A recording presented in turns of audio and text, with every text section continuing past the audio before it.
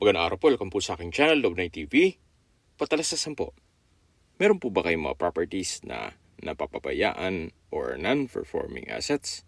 Plan nyo yung ibenta, pero wala kayong oras sa pagbibenta nito. Kung ito'y pagkakatiwala nyo po sa amin, tawag lang po kayo sa aking numero, usap po tayo, gawa ko po ng video for free. Yes, libre po, wala po kayong babayaran. Tutulungan po namin kayong mabenta ang inyong property. Kami na po bala sa marketing, sa boosting or paid ads. Even sa tripping, hindi na po kayo mapapagod sa pag-entertain ng mga buyers. Kami na po bala sa lahat. Tawag lang po kayo. Nandito po tayo ngayon sa Cuenca, Batangas kung saan meron po tayong bagong video presentation. Isang residential farm property na may lot area na 23 hectares. Meron po itong overlooking view ng Taal Lake at volcano. Meron din pong mountain view dito sa kabilang side na tanaw ang Mount Makulot at Tagaytay. Napakatahimik po ng lugar, sariwang hangin at malamig po ang klima. Ito po ay nasa mataas na lugar. Ang estimated elevation above sea level ay 893 feet. Meron po itong mga fruit-bearing trees gaya ng mangga, nyog, langka at marami pa pong iba. Marami po kayong pwedeng i-project dito. Pwede nyo po itong i-develop at gawing resort o events place. At pwede rin po itong i-subdivide at i-resale o gawin nyo pong subdivision.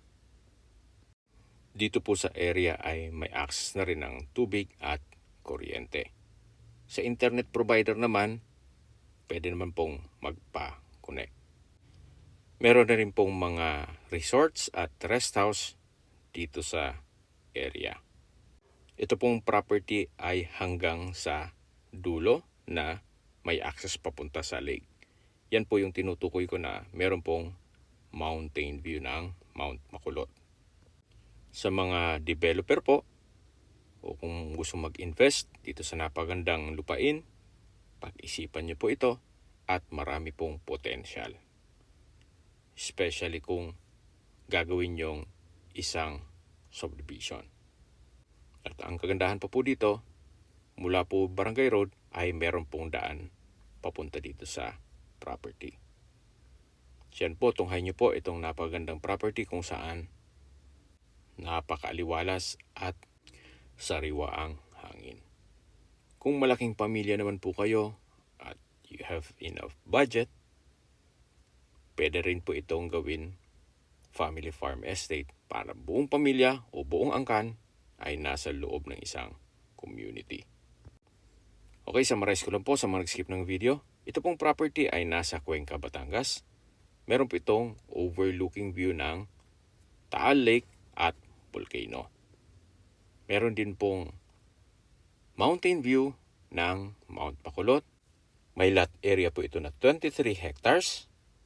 At meron pong mga fruit-bearing trees gaya ng nyog, mangga, langka at marami pa pong iba. Yan po, namumunga na po itong mga mangga.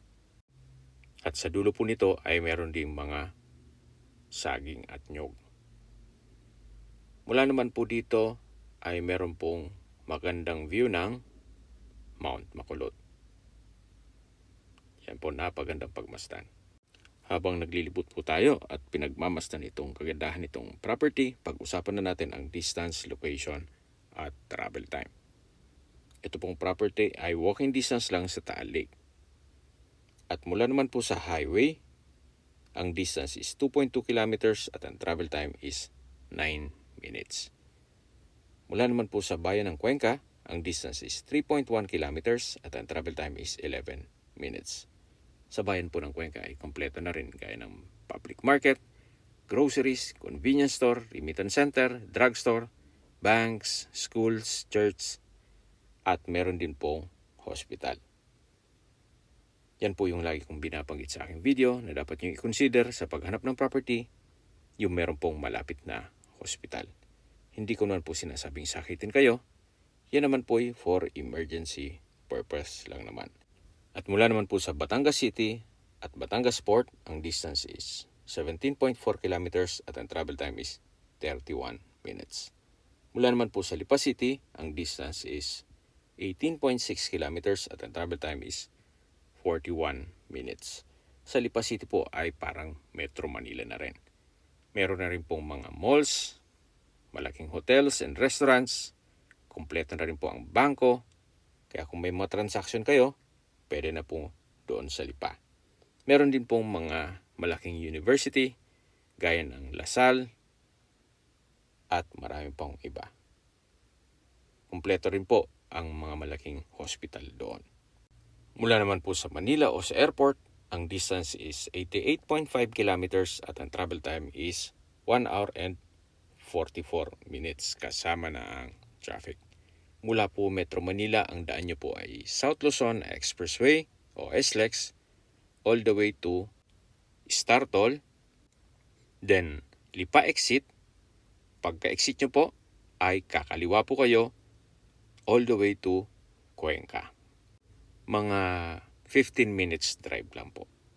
Mula Tambo exit going dito sa property. Okay, sa presyo na po tayo. Binebenta po ito ni owner sa halagang 1,200 pesos per square meter.